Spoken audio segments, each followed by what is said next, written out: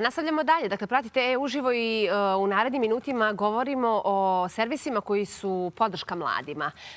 Znamo da taj period života, to je dugačak period života, ali ti prvi tinejdžerski, a onda dani adolescencije, čini mi se da vrlo često znaju da budu u znaku zaljubljivanja, u znaku simpatisanja, a onda i ulaska u prve veze.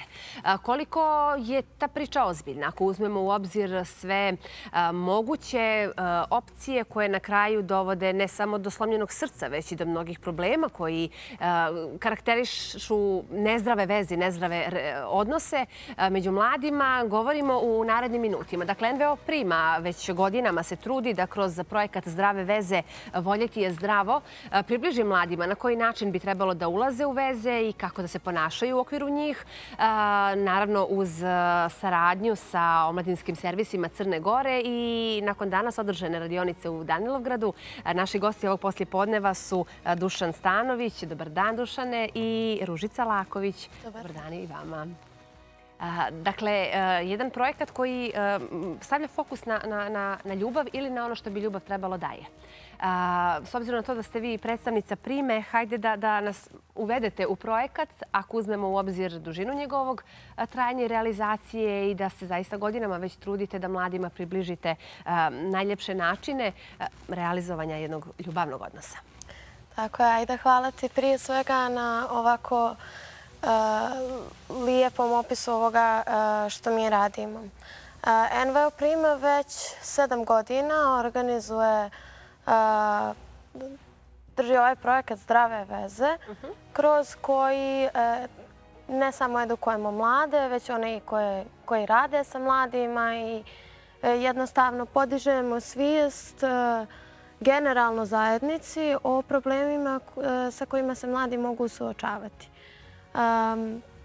Ove godine projekat je podržan od strane Centra za građansko obrazovanje, finansiran od strane Evropske unije i Ministarstva javne uprave, a realizujemo ga u saradnji sa omladinskim servisima i Ministarstvom sporta i mladih. Kao što ste pomenuli, održane su već neke radionice. Upravo ja i Dušan dolazimo sa jedne u Danilovgradu. Jako prijatna i lijepa atmosfera i uvijek je nekako ispunjavajuće raditi sa mladima. Ko su bili mladi koji su danas prisustvovali radionici? Koja je to uzrasna kategorija? Pa evo, danas prije svega pozdrav za vas i vaše gledalce i zaista želim da vas pohvalim.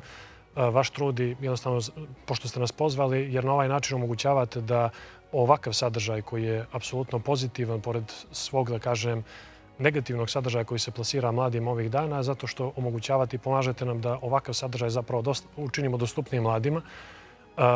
Mi, kao što ste najavili, eto čisto kratak neki uvod samo, dakle ja dolazim ispred omladinskih servisa Crne Gore u okviru Ministarstva sporta i mladih, kojih imamo u 11 opština, gdje uskoro će to biti u doglednom periodu otvoreno svim opštinama i upravo na ovom projektu sarađujemo sa NVO Prima, gdje se održava sve radionice se održava u našim prostorijama. Ja sam naravno sa Ružicom i još jednim kolegom, ujedno i fasilitator na toj radionici. Tako da što se tiče konkretno radionice u vašem gradu, Danilovgradu, ja moram reći da sam ja stvarno oduševljen. I na odziv mladih. Bilo je, moram reći, nekih 10-ak mladih. Uzrasna kategorija, bilo je čak i uzrasna kategorija bilo od 14 pa do nekih 20 godina, mislim da je bilo. Sad imamo tačno zapise tamo. I zaista ja sam prezadovoljan zato što održali smo već određeni broj radionica, ali u Danilovgradu je za sada bilo najviše interakcije. Znači, mladi su se zaista trudili, bili su apsolutno interaktivni, uključivali su se konstantno, čak su iznosili neke njihove stavove, probleme, mišljenja, neka njihova iskustva.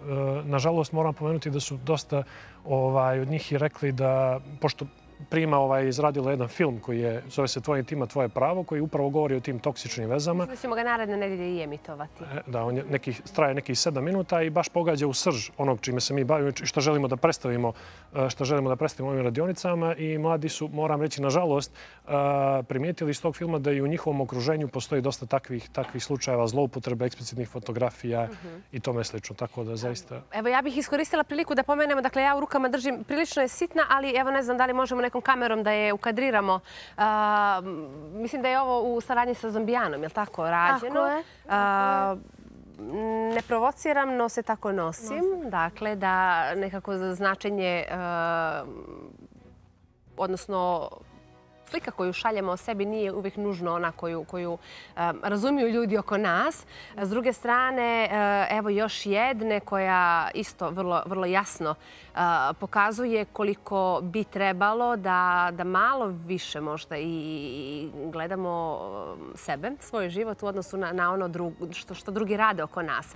Dakle, kažete da su iskustva mladih slična kao u tom filmu. Koji su to problemi sa kojima se oni najčešće suočavaju? Eto, pomenuli ste eksplicitne fotografije, odnosno korišćenje nečega što je nekada bilo zajedničko u svrhu, vjerujem, nekada i ucjena i... Da, pa upravo to što kažete, najveći problemi koji se mogu vidjeti u tom filmu su prvenstveno manipulacija od strane partnera i osobe koju mislite da poznajete, u stvari se na kraju ispostavi da je uopšte ne poznajete.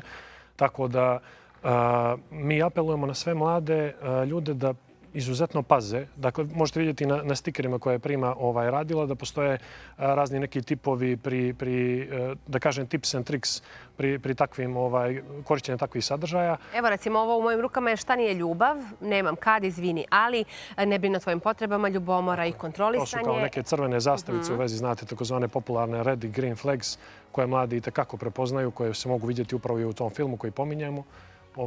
Ako uzmemo u obzir, nažalost, dakle, to i sami ste primijetili, da je svakodnevica nije uvijek kod nas roze boje i da se dešavaju jako nemili događaji po našoj zemlji. Mi smo baš prije par dana sa SOS linijom iz Nikšića govorili o proganjanju i o ženama koje su vrlo često žrtve posesivnih muškaraca. Evo, ovdje vidimo ovo vezano za ljubomoru i u stvari da na prvu loptu ti lagani ljubavni odnosi u stvari kako mogu da se zakomplikuju. Šta je još mladima problem danas? Hoćeš ti, Ružice? Može, evo ja ću ovako.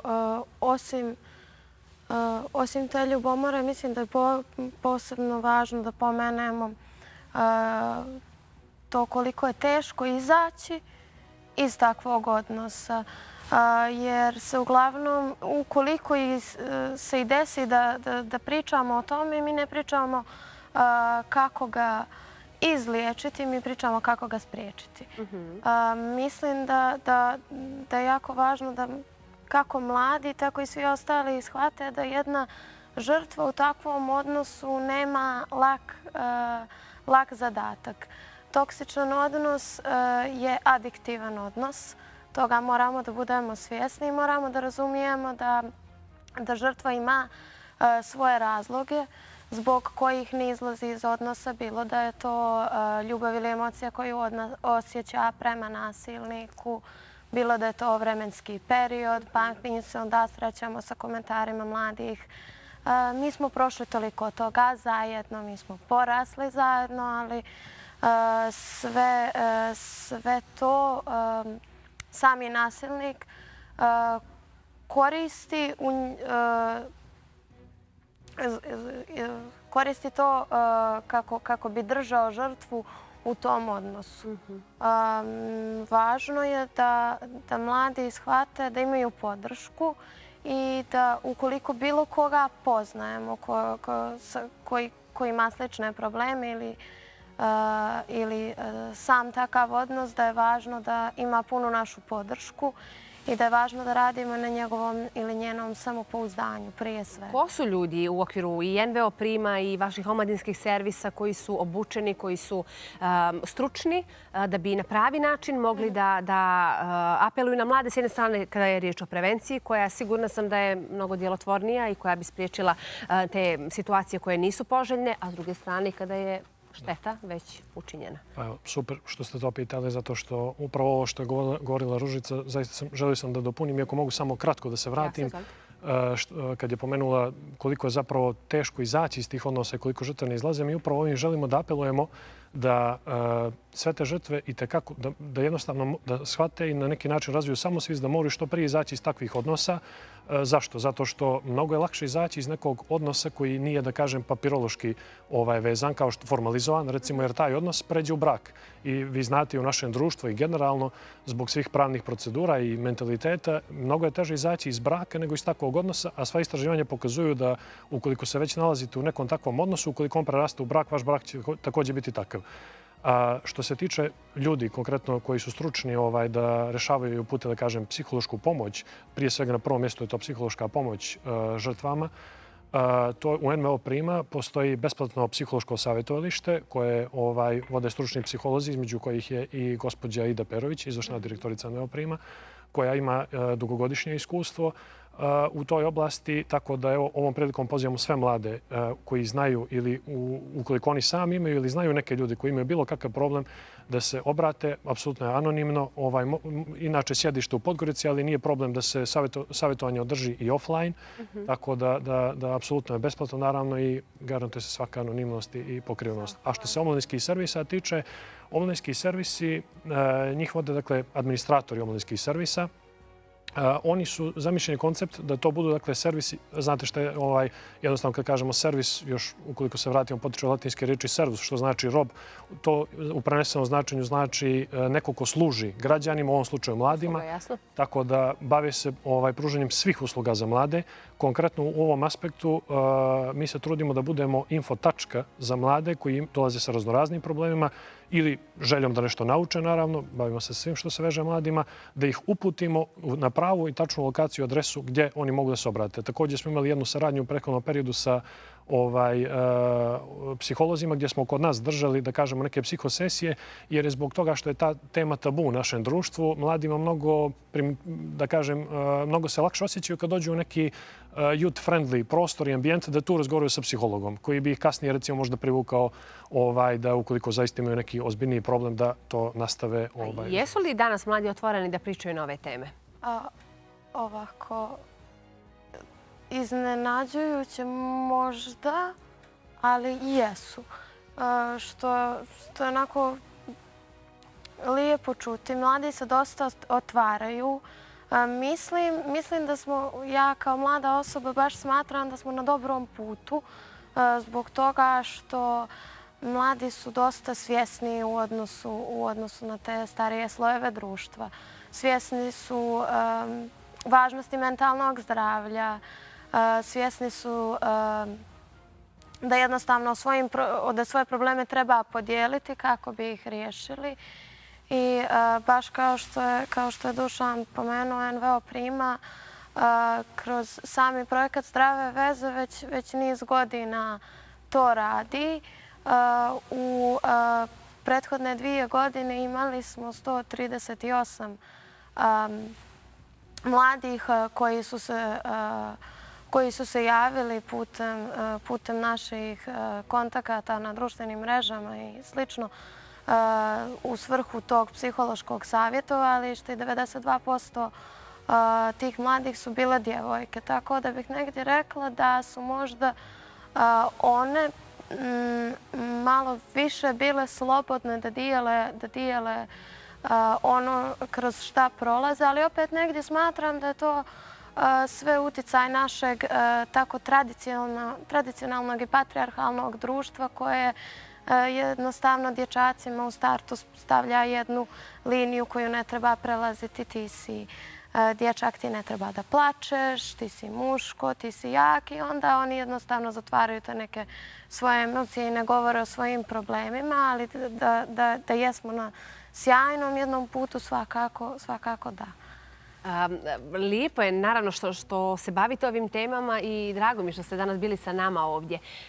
Pričat ćemo naravno i sa vašom direktoricom i bit će prilike da nam dođete ponovo. Sigurno sam da omladinski servisi imaju toliko interesantnih polja na kojima djeluju. Evo za sami kraj, dakle danas je odrađena i vjerujem prijala mnogima radionica u Danilovgradu. Da li će u nekom narednom bliskom periodu u nekom drugom gradu biti održana? Sami projekat pokriva 17 radionica, odnosno 17 lokacija u Crnoj Gori. Pokriveno je, pokriveno je 11 omladinskih servisa i osim... 6 ostalih opština su također I 6 ostalih opština, da, također su uključene gdje još uvijek nemamo omladinski servis, ali se trudimo da to znanje prenesemo mladima. Osim samih mladih i omladinskih administratora koje NVO Prima edukuje, također ćemo imati i okrugle stolove napravljene za sve 3 regije u Crnoj Gori gdje ćemo okupiti pedagoge srednjih i osnovnih škola i ljude iz rada socijalnog staranja i ostalih nevladinih organizacija kako bi se umrežili i jednostavno pokazali društvu da ljubavni problemi mladih su također problemi. Hvala vam puno još jednom na gostovanju. Pratimo vas na društvenim mrežama, na Instagramu. Tamo najčešće u stvari objavljujete sve te detalje, tako da oni koji su zainteresovani će na tom mjestu vjerovatno i naći informacije u vezi sa njihovim gradom i mogućnostima da i oni prisustvuju jednoj od radionica.